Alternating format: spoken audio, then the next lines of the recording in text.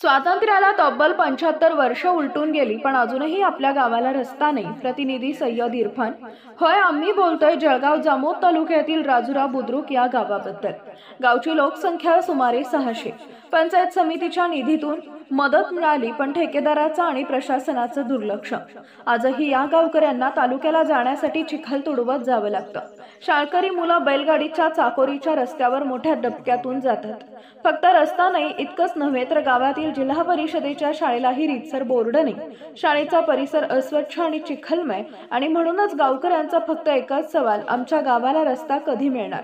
ग्रामस्थ रमेश जमरा, रामलाल बंडल, रमेश वेरसिंग बोंडल, मुरली जमरा, संजय भेलसिंग बोंडल, मारुती मिसाळ, विनोद कणाशा, पूनम सिंग बोंडल, सुनील चंगळ, आशीराम बोंडल, गिलदार गोंडल न्यूज 4च्या माध्यमातून शासनाकडे आमच्या गावाला रस्ता द्या अशी मागणी केली आहे. आता प्रश्न एकच आहे, स्वातंत्र्य मिळालं पण रस्ता मिळेल कधी? लवकर रस्ता बांधून द्यावे ही आमची विनंती आहे. एवढा त्रास आहे या रस्त्यानं माणसं लहान लहान लेकरं शाळेत येतात ते पडतात, येता येता पाय भरतात, किचडनं पाय भरून ते शाळेत जाऊ शकत. शाळेत गेल्यानंतर पाय धुवायची आपत आहे पाण्याची, काही लाईन नाही, पाणी व्यवस्था नाही. हे आमचं राजुरा बुद्रुकचं रस्ता आहे. इथून आम्हाला लय वर्षापासून हे रोड बांधलेलाच नाही.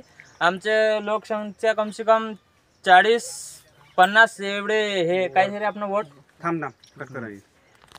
शकत नाही. रस्त्यानं खराब आहे, गाड्या पडतात, गाळं येत नाही सरकार, बैल त्रास होते, सरकारवरची माणसं चालू शकत नाही, गाडी शिर झाली, हातपाय मुडते. तुमची मुख्य मागणी काय पाहिजे लवकर नाही, काऊन की लय सर्व कास्तकार्य त्रास आहे. गाळं यायले, ट्रॅक्टर यायले, वाहन यायले, बैलजोडी माणसं यायला त्रास आहे. करून घ्या लवकर, हे रस्ता चांगला व्हायलाच पाहिजे. हा रस्ता. संजय भिलासिंग बोंडड आहे. मी राहणार राजुरा बुद्रुक. आमच्या गावाची लोकसंख्या 675 आहे आणि 50 ते 55 वर्ष झालेलं आहे. इथं काहीच रोड नाही, काही नाही, आणि हे खड्डे आहे. इथं असे लहान लहान लेकरं किंवा इथं शाळेत जायला काही रस्ता नाही, आणि काही ॲम्ब्युलन्स आणि काही पण येऊ शकत नाही इथं. आणि इथून जळगाव 2-3 किलोमीटर, इथून जळगाव 3 किलोमीटर आहे. जळगावातून काही रुग्णवाहिका येत नाही, आणि इथं पूर्ण 3 किलोमीटर रस्ता पूर्ण कच्चाच आहे, काही बांधलेलं नाही, काही नाही. 55 वर्ष झालेला आहे.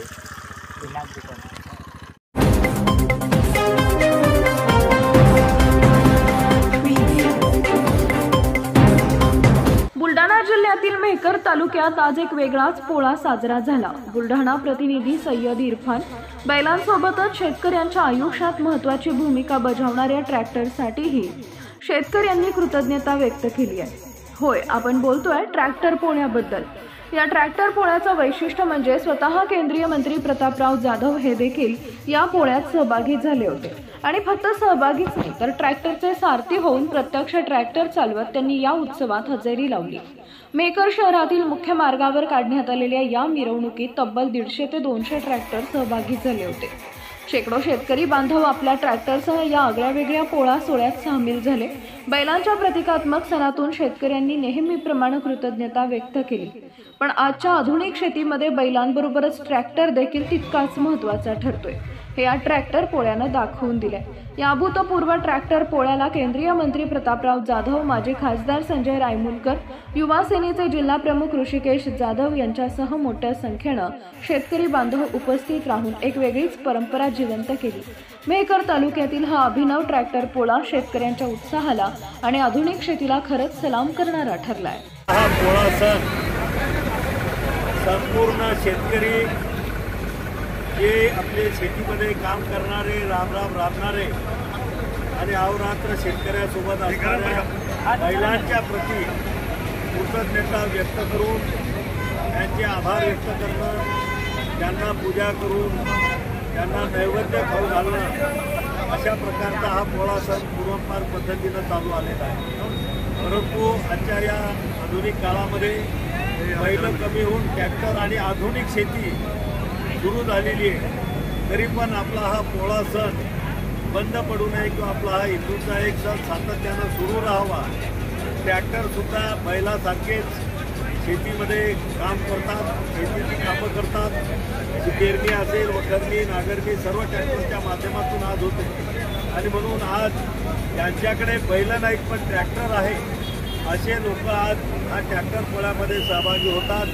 आज जवळपास 100पेक्षा जास्त शेतकऱ्यांनी आपले ट्रॅक्टर आजच्या या ट्रॅक्टर पोळ्यामध्ये आणलेले आहेत. त्यांना सुद्धा मी मनापासून खूप खूप शुभेच्छा देतो. आणि ज्या शेतकऱ्यांकडे बैल आहेत ते दुपारी 4 वाजेच्या नंतर मोठ्या उत्साहात आपल्या बैलांची पूजापाठी आणि सजवून गावामध्ये मिरवणूक काढून देवदर्शन करून त्यांना घरी घेऊन जाऊन त्यांना नैवेद्य दिला जातो. असे हे 2 पोळे आपण मेहकरमध्ये साजरे करतो. एक बैल पोळा आणि दुसरा ट्रॅक्टर पोळा.